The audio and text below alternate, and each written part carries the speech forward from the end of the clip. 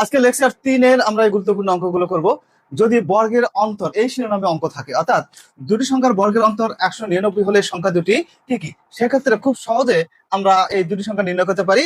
এই সংক্ষেপে ছোট সংখ্যার সমান আমরা লিখবো বর্গের অন্তর বিয়োগ 1/2, আর বড় সংখ্যার সমান লিখবো বর্গের অন্তর যোগ 1/2। তাহলে ছোট সংখ্যা বের করবো, তাহলে কত হচ্ছে? বর্গের অন্তর হচ্ছে 199 বিয়োগ 1/2, তাহলে 198/2 কত হচ্ছে? 99। আর বড় সংখ্যা কত? বর্গের অন্তরের সাথে 1 যোগ করতে হবে। বর্গের অন্তর আছে 199, এর সাথে 1 যোগ করে 2 দিয়ে ভাগ, অর্থাৎ 200/2 এই হচ্ছে 100। তাহলে ছোট সংখ্যা আমরা পেয়ে গেলাম, বড় সংখ্যা পেয়ে গেলাম।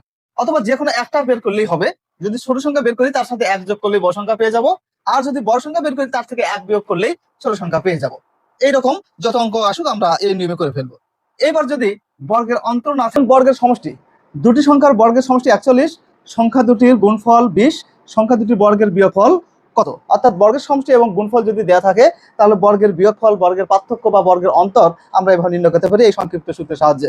√/, বর্গের সমষ্টি যোগ গুণফল গুণন 2। তাহলে এখানে বর্গের সমষ্টি কত দেওয়া ছিল? 41 প্লাস গুণফল দেওয়া ছিল 20, তাহলে 20 গুণন 2, এই 41 প্লাস 20 গুণ 40 সমান √81। 81 রুট করে কত পাওয়া যাবে? 9, অর্থাৎ বর্গের বিয়োগফল হবে 9। এভাবে বর্গের পার্থক্য আছে। এখন যদি দুটি সংখ্যার গুণফল দেওয়া থাকে তাহলে সেক্ষেত্রে আমরা একটি সংখ্যা বা অপসংখ্যা কিভাবে নির্ণয় করব? যেমন এখানে দেওয়া আছে দুটি সংখ্যার গুণফল 2304, একটি সংখ্যার 4 গুণ 96 হলে অপসংখ্যা কত? অপসংখ্যা নির্ণয়ের সূত্র হচ্ছে আমার গুণফল ডিভাইডেড একটি সংখ্যা। তাহলে গুণফলটা আমাদের দেওয়া আছে কত? এখানে 2304, কিন্তু একটি সংখ্যা দেওয়া নাই। কি দেওয়া আছে? একটি সংখ্যার 4 গুণ 96, তাহলে একটি সংখ্যা এই জায়গা থেকে আমি বের করে নেব।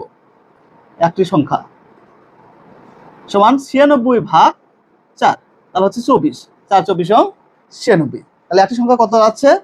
24। এখন 24 দিয়ে আমি 2304কে কাটবো। এটা আমি একেবারে 24 দিয়েও কাটতে পারি, অথবা ছোট ছোট করে, যেমন আমি ইচ্ছা করে 4 দিয়েও কাটতে পারি। 4 দিয়ে কাটলে 4 6 24, 4 দিয়ে 23 কাটবো, তাহলে 4 5 20 থাকে 3, তাহলে 30, 4 7 28 থাকে 2, তাহলে 24, 4 6 24। 6 দিয়ে আমি আবার 576কে কাটতে পারি, 6 নং 54, আর থাকে 3, তাহলে 36, 6 6 36, অর্থাৎ 96। তাহলে অপসংখ্যা দাঁড়াচ্ছে 96। এভাবে সরাসরি একটি সংখ্যা দেওয়া থাকতে পারে, একটি সংখ্যা 4 গুণ, অথবা কোনো সংখ্যা 4 ভাগের 1 ভাগ, এভাবে দেওয়া থাকতে পারে, কিন্তু আমাদের একটি সংখ্যা বের করে নিতে হবে। তারপরে এই সূত্র প্রয়োগ করে